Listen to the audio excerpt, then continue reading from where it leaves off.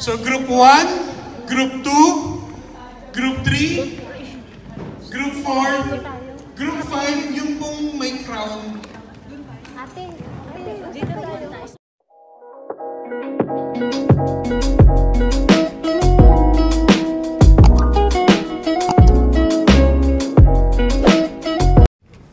Spill the tea. Hindi chismis yan, ha? Spill the tea. Ito yung activity natin. Spill the tea. How does altar serving help you overcome your personal undertakings in life? So I want you to write in your book. Diba yung first part? I serve at the altar of the Lord. You can actually write something there. Okay. So for 5 minutes, you have to write. And then later, may group sharing tayo. Diba?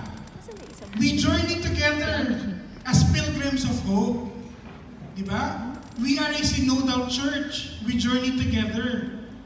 So tayo, mga altar servers, yung mga undertakings natin sa buhay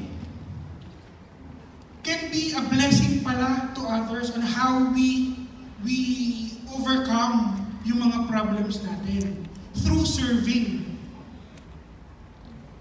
Diba? There are times we are away from our own families. There are times na we are spiritually, physically, emotionally challenged. And what helped us is our faith. Diba? Parang naging sandigan, naging stronghold natin yung ating service kay Lord. So ngayon, try to write it. It's ano naman sa inyo naman yan, hindi ko naman yan ipapapasa mamaya para tingnan isa-isa. Para sa inyo yan. It's for your own personal use. Diba? Kasi itong book na to, itong handbook na to, hindi siya display. Diba? We have to use it. So ngayon, let's try to write something there. And later, if you want to share to the group, then you're very most welcome to share. Okay? I'll give you 5 minutes to write first. Hindi naman ligid sa atin mga OFW. Maraming problema sa pamilya. Pero ako, Walang iyakan na. yung pamilya ko kasi magulo. Meron akong isinare ko yung asawa ko. Ang sabi ko doon sa mga anak ko, share your blessings. Diba? Pero, oo, masakit. Pero lagi kong iniisip, pag nagsiserve ako, binibigay ko kay Lord.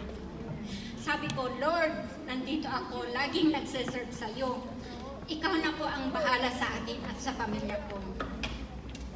Kaya na-enlighten ako, basta nagsiserve ako, nakatutok ako sa Kanya. Tutulungan at tutulungan mo ako, Lord. Kaya ko to. Awa ng Diyos po, yung pamilya ko, yung mga anak ko, sabi ko, kung may problema, ako yun, huwag kayo. Huwag kayong lumayo sa tatay niyo. Kasi kami lang dalawa ang may problema. Awa ng Diyos po, maayos naman. Sa tulong ng Panginoon.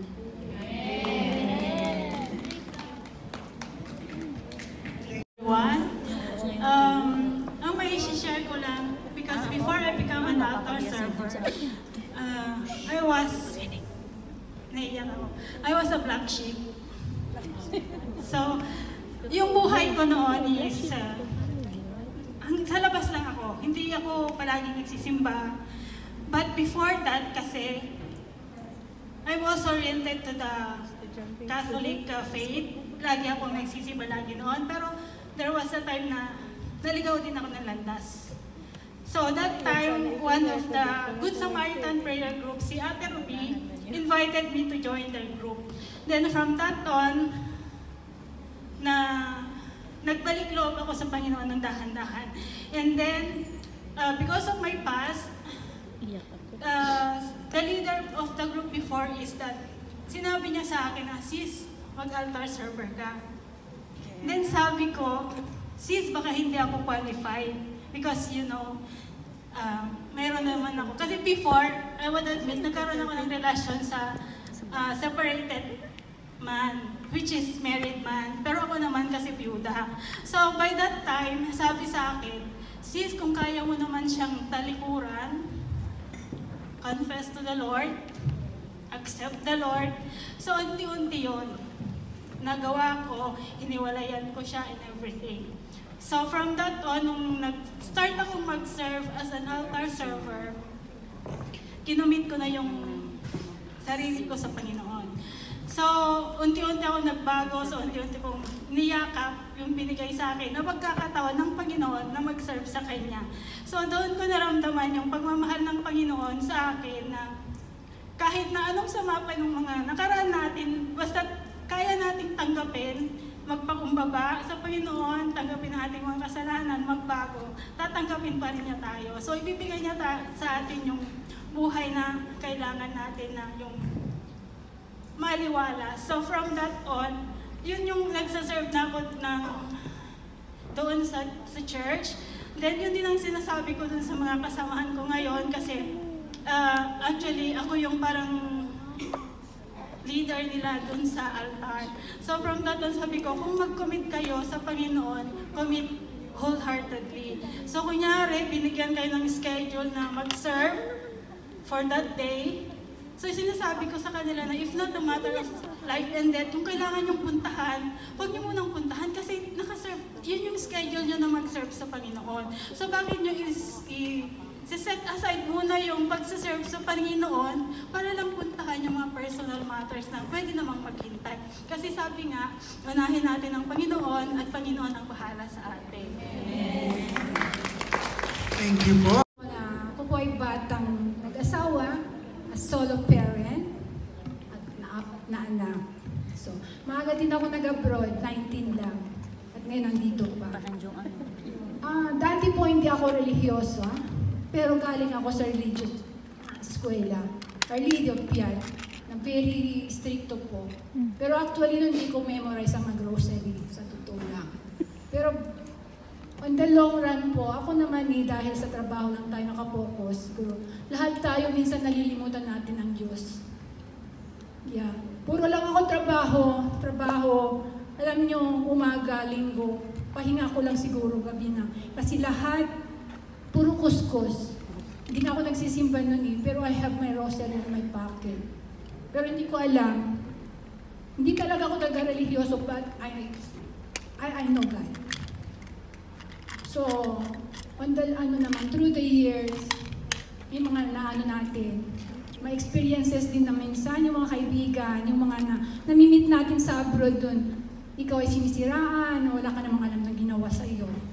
Yung parang ang daming mga nangyari sa akin din. And then one time, may isa akong kaibigan, kababayan, na nag-volunteer ng bayanihan. Kaya ngayon ako po ay napunta ng bayanihan, naging volunteer dahil doon sabi niya ng sister na, kumare ko din na. Sabi niya, sis, halika na lang dito sa bayanihan, mag-serve ka. Hayaan mo yung mga chismosa dyan.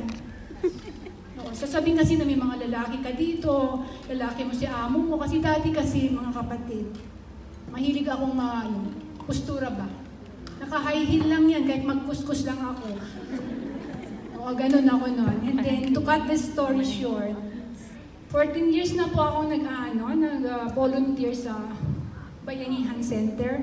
At kami po yung mga volunteer kay Our Lady of Piat, Hong Kong chapter. At dati po naman ako minsan, may mga invitasyon din po sa El Shaddai. Ako hindi ko rin naintindihan ng mga kulto-kulto dito dati, guys. Kasama lang ako dahil kakain kami. Yeah, totoo yun. Pumunta pa ako ng isang, yung puro mahaba ang buhok. Sorry po ha, ano ko lang talaga. Dami kong sinamahan ng mga organization ng mga Christian. Pero guys, hindi ko talaga matiis yung habang sayawan. Ganun. Nagpe-praise song nga ganun. So sabi ko, hindi ko gusto to. Until the time, yun nga, 15 years na akong nagsaserve na rin kay Lord. At saka naniniwala po ako nung nalaman ko na, nag-start na ako magbasa ng Bible, God. At talagang sabi ko, andito na lahat. Totoo lahat yung sinusulat sa mga verses. At ang favorite ko po, Lord, is yung Isaiah 60:22. Alam nyo na yon. When the time is right. Yes po, yun talaga po. Lahat po ng mga anak ko po, nakapagtapos na. Solo ko po. Yeah. 15 years po ako nagre-rent ng apartment, solo ko po. Walang ano po. So yun po masasabi ko, Lord, na lahat po tayo, huwag tayong susuko. Kay Lord lang tayo. Continue serving the Lord. Thank you po. Sa langit ay kaluwalhatian. Aleluya, aleluya, aleluya. Bilang tayo ay mga tinawagan ng Diyos, nandito tayo sa ngayon, pinagtipon-tipon sa kanyang kawan. Tayo ay isang tinawagan sa kanyang kawan. Tayo ay mga misyonaryo ng Diyos.